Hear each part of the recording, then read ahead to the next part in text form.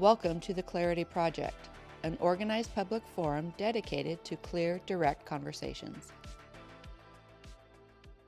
Welcome to the Clarity Project. I'm here today with Victor Iverson, County Commissioner in Washington County, Utah, and we'll take it from there.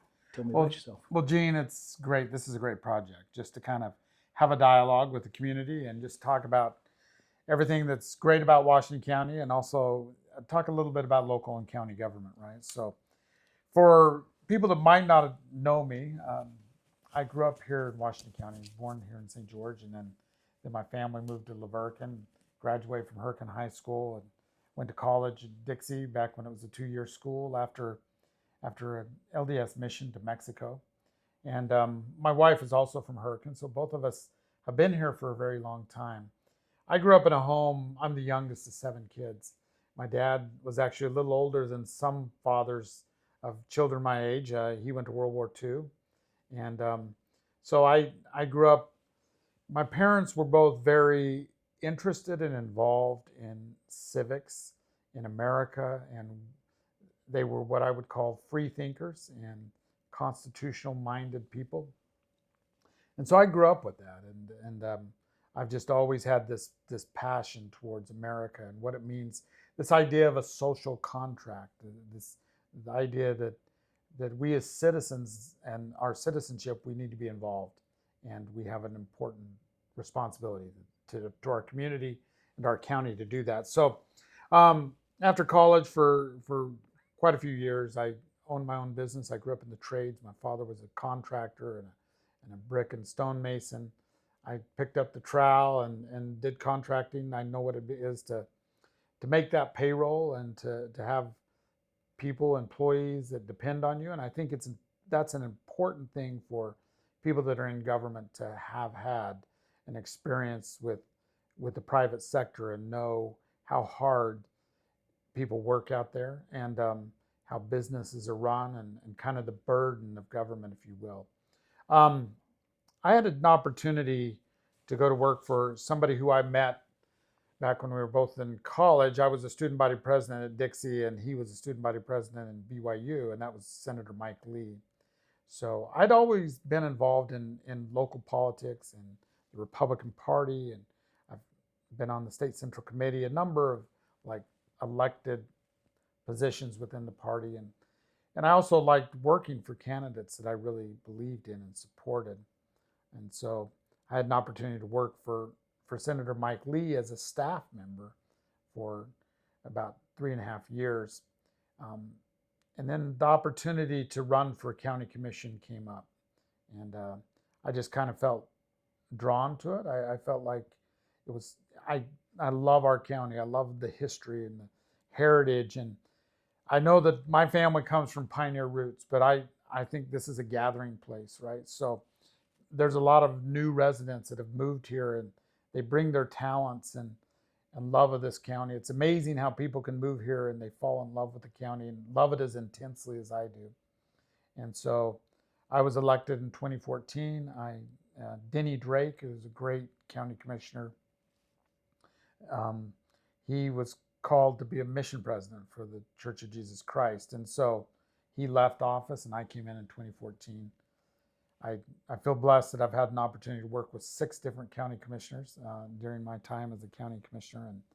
And anyway, that's a little bit. I have 5 children and 3 grandchildren, and that's always a blessing, right? Absolutely. That's why you do this. You do this because you know that future generations are coming behind you, and you hope that you can make the county a place that would be prosperous and they would enjoy to live in. Yeah, absolutely. So can you kind of give us a day-to-day, what do you do as a county commissioner? Yeah, that's a great question, because a lot of people, maybe they compare us to a city council. And a lot of city councils, for example, you have several meetings a month, depending on which city you're in, and you're primarily a legislative officer. And so a lot of people don't realize that in county government, there's actually 9 elected officials, and we can talk a little bit about each one of those positions. But you have 3 county commissioners. And the county commissioners, we serve not only as the legislative body for the county, which sets the budget and policy for the county, but we also serve as the managers and the executives for the county. And so when you look at Washington County, which is the 5th largest county in the state, this is a full-time position. But I've noticed that even some of my fellow commissioners from rural counties, that they might not be counted as full-time, they do work full-time. So this is a full-time job, and it's well over 40 hours a week that we each of us put into it. But during our week, we have 2 meetings a month that are legislative meetings. But what we do daily is the management of the county. We operate the budget. We set the budget, the expenditures. Even though we have other elected officials, we also set the policy. And we have a variety of county departments that answer directly to us. So, for example, county roads that takes care of over 300 miles of road in the county, for example, all of the unincorporated areas. We have things like the Legacy Park, the fairgrounds, the Dixie Center falls under our direct administration and supervision. All of the libraries in the county also fall directly under us as well. And we also set the budgets for our other fellow elected officials. So do the three of you, the three commissioners, split up who answers to who, or is it done, are you specific in your titles within the commission? Every county across the state can organize themselves a little bit differently. In Washington County, we don't divide up very much. We've done it in the past where, we've given different departments to each county commissioner. We do less of that now than we used to. So we each have, there's not, like our chairman, for example, really is just the chairman of the meeting and also kind of the person that signs some documents.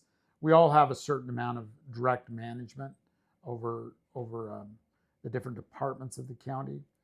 We work closely together. One thing that is unique about a 3-member county commission is we can meet together and discuss issues affecting the county as long as it's within our manager and executive role.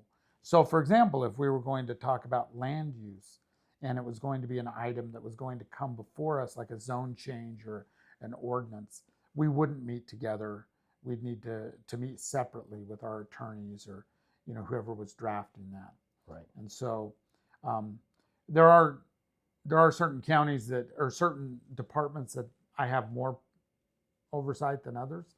Like for example, is I sit on the library board, so I'm kind of over the library as kind of, I'm the first person they call, but if they need something, then they'll call somebody else, right? So I sit on what's called the Tourism Tax Advisory Board. So things involving tourism, I'm a little bit more over than maybe my other commissioners, but they work on other projects with that same department. So that's kind of how we divide up. And I've been president of the Utah Association of Counties not that long ago, which is our state association. So I'm very familiar with how other counties operate.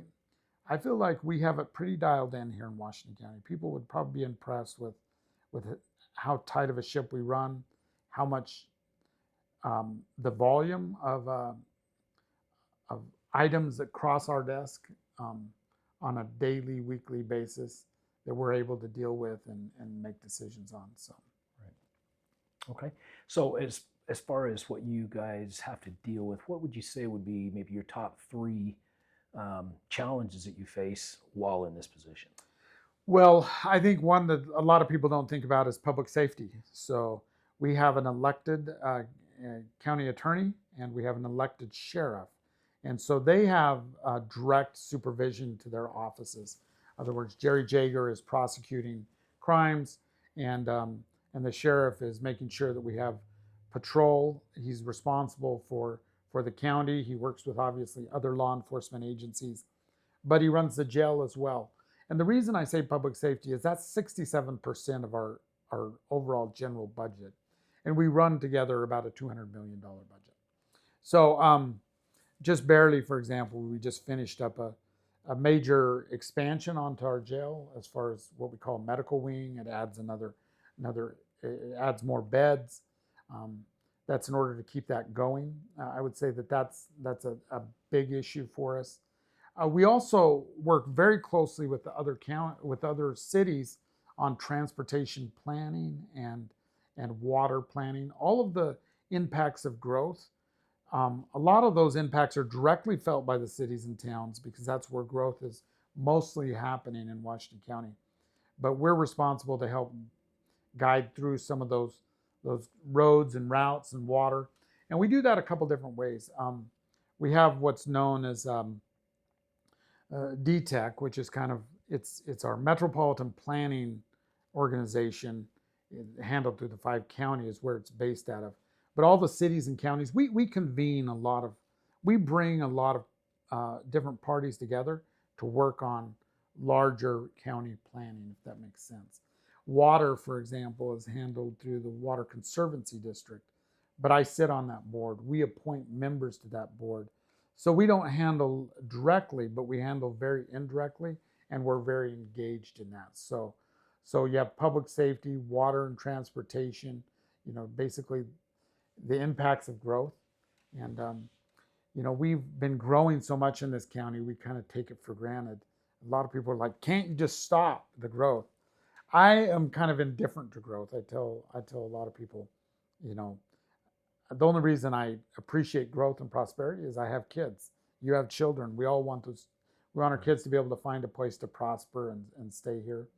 And so water, transportation, public safety, and then just making sure that we can be responsible with the taxpayers' dollars. And so our budget is important, right? And we're very proud of the fact that we haven't had to raise the property tax for our general fund in the 16 years. We haven't had to raise that. In the meantime, we've built over $100 million worth of buildings and important infrastructure in the county, and done it all debt free, which is unheard of, right? So we've been able to do that through diligence, through being responsible, and we've also paid off not almost all of our general obligation bonds are paid off now, which means that your taxes have gone down because as those bonds drop off, you as a taxpayer are no longer responsible for them. We also took a look at a line item called assessing and collecting, and we've cut that by several $1 million as well. So we try to cut taxes, we try to be responsible with people's money, and we try to be effective. Some people can say, hey, I'm going to cut taxes, and then all of a sudden everything that people expect their local government to do goes down. We've tried to find that happy medium. That's good. As far as looking forward, I know you're coming up into term, and you're running again, I understand. Yeah. What are you looking to accomplish over the time that you have and the time you hope to have? Well, a lot of people say, I look back on our pioneers. I look back on how hard it was, for example, to build the canals. A lot of people say, what was the most important building that happened in Washington County? And surprisingly, what it was is the Washington Fields Dam, right? So for several years, they were struggling to find a way to divert water out of the Virgin River, and they weren't able to. But there's a saying out there that it's harder to finish a town than it is to start one. And I feel like Washington County is at an important crossroads. The next few years are going to be critical to, are we going to maintain the momentum of a livable community without allowing ourselves, I always say, if we're going to grow, we need to grow and not lose our soul. And so there's a part of me that really sees us right at the crossroads, very important issues before us. One of those issues, for example, is the Northern Corridor. I know there's a lot of people that argue or say that the Northern Corridor isn't necessary, but anybody that tries to get on and off Boulevard recognizes why the Northern Corridor is needed, because we need another route that will get people across east to west in this county. So important infrastructure like that. We, a lot of people that have lived in Washington County very long have heard about the Lake Powell pipeline. The Lake Powell pipeline was going to take water from Lake Powell, 87,000 acre feet, and bring it into the county. the entire Colorado River Compact is now in, I don't want to say dispute, but what we have is more demand than we have water for. And even though the state of Utah has legitimate water rights and claims to the Colorado, hydrology has been working against us, and we don't know when or if we get a Colorado Lake Powell pipeline. And so, water, we do have a 20-year plan, but it is more expensive water than in the past. So we're going into what we call reuse and conservation in order to have the water to meet the needs of the future. And some people might say, just stop growth. But we already have an affordability problem here. If you were to stop growth, you would turn our county into an uber rich. It's already, some would argue that.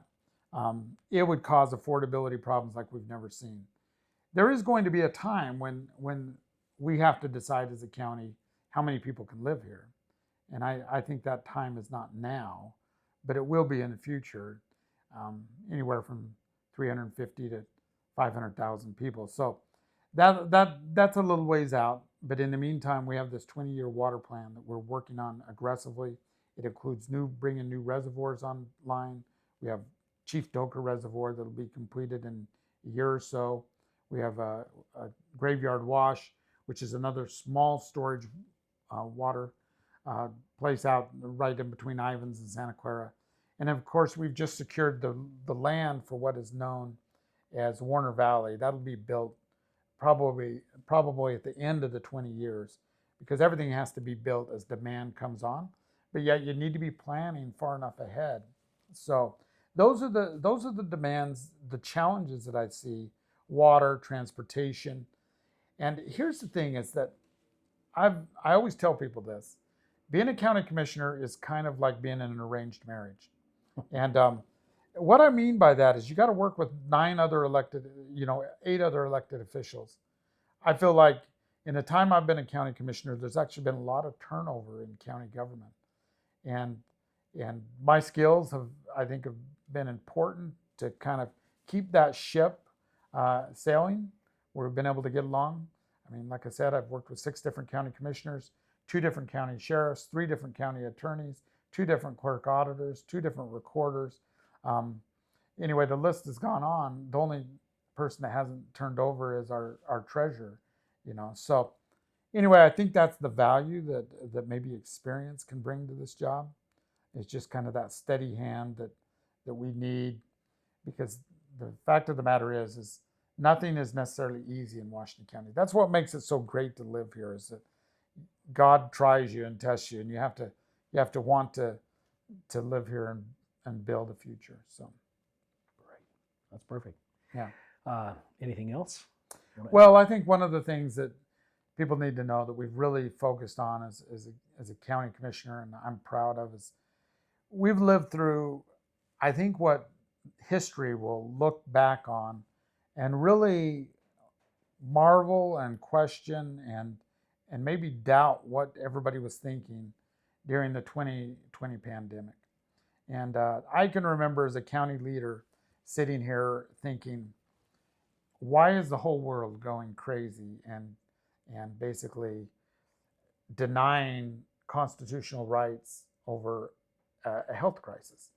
And one thing that a lot of people we didn't talk about, because there's so much that county commissioners do, is we are directly responsible for the health department, right? We have a health department that is 5 counties. I sit on that board. I sat on that board before. Dr. Blodgett's one of the best. And we looked at each other and we said, we're going to give our citizens the accurate information that we can, give them advice, but we're not going to insist and mandate on these silly mandates.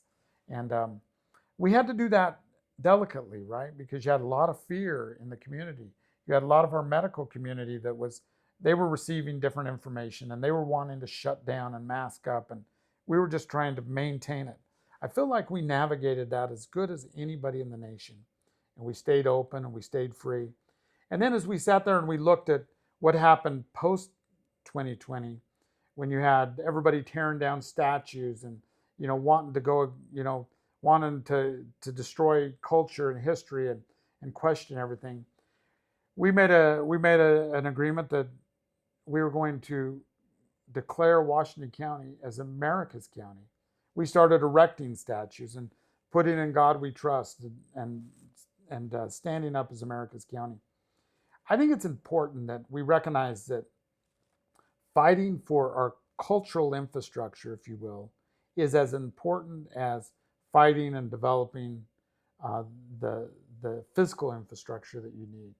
A community needs a soul, and in Washington County, there are so many good citizens that move here, and I call them political refugees, right? I do not, when I find people that move here and they might have no connection to this community, I feel welcome. I feel like welcoming them here. I know that a lot of times when you have a community that grows, there's kind of this, we were here first, and two different types of citizenship. I don't believe in that at all, because I frankly think when I look back and I read pioneer journals and stuff, I think God had a special intention for Washington County. And if you're here, it's probably because God loves you. That's that. I mean, I only say that only partly joking, right? So, Right. But there's so many good people that move here and are gathered here.